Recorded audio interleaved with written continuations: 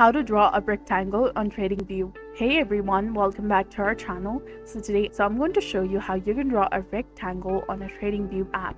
First, you need to go to tradingview.com and log into your account and make sure that you're signed up and logged in. Then select any currency or stock that you want to view.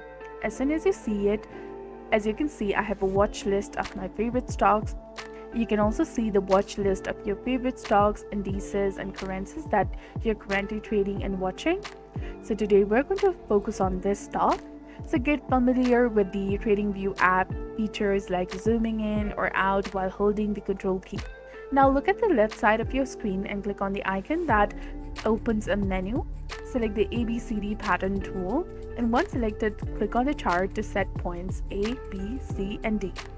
You can freely adjust these points. For now, we'll focus on making a rectangle to highlight a specific area of the stock chart, and once you've made the rectangle, you will see the median price for that selected area.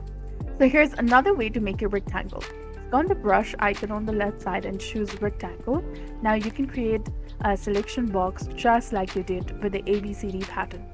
There you go, you have made another selection.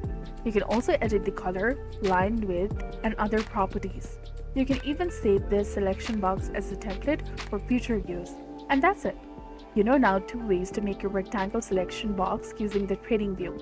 So if you have any comments, questions, or inquiries, feel free to leave them in the comments below. And that's all for now. If you learned something new, please like, share, and subscribe.